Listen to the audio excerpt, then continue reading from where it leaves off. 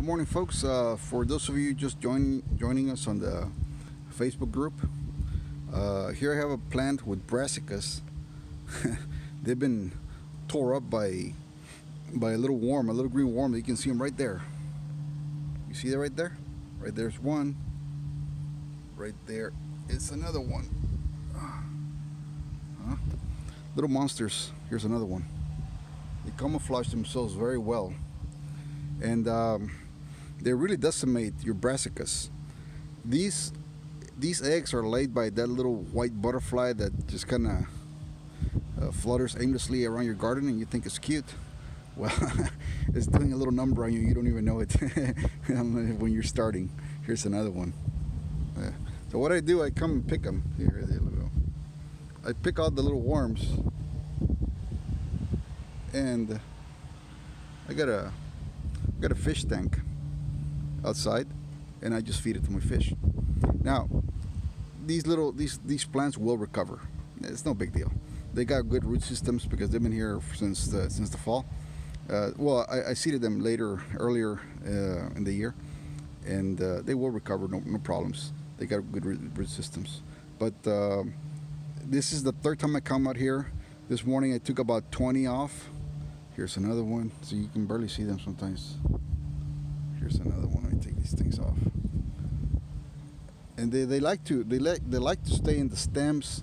They like to stay in the stems and the leaves, under the leaves. They're pretty crafty, and they'll eat up your brassicas in no time. Eventually, they turn into a cocoon, and they emerge as butterflies again, or moths, and the cycle continues. Your number one ally against these things, I don't put any 7 dust or any kind of pesticide on my garden at all. Nothing.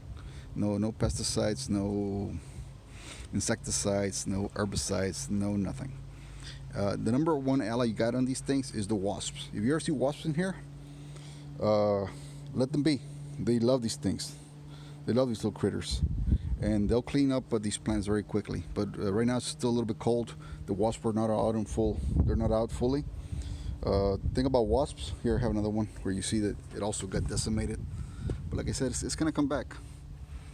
Thing about wasps is that if you ever see them nesting under your eaves, get rid of the nest, because when the nest is close to where you're walking around, your garden basically, the wasps get very aggressive and they tend to sting you. But if their nest is away from your house and they're just in your garden for a bite to eat, then they're not as aggressive, and it's okay.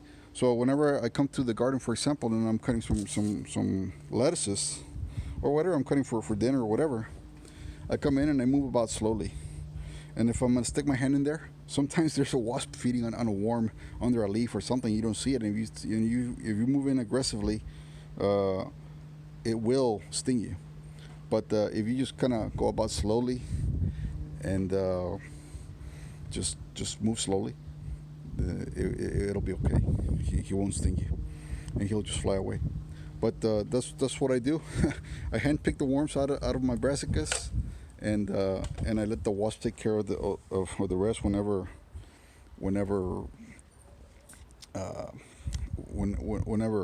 weather warms up a little bit. And that's it. You know, I have another kale plant. This is kale, by the way. It's a variety of kale. It's not this curly kale over here, but this kale has been here since last year, and it's already big and strong. And the worms don't do anything to this one. It's just the little younger ones that they like, the tender shoots coming out, and that's it. So once those get bigger, it eventually comes to a point where if your soil is good and your plant is good, and you manage the pest a little bit by just getting them out of there, and you let the wasp and other birds and stuff that are here eat away at them, it comes to a point where nature kind of takes balance, and your pests get a little bit, your predatory insects get a little bit, and you get a lot.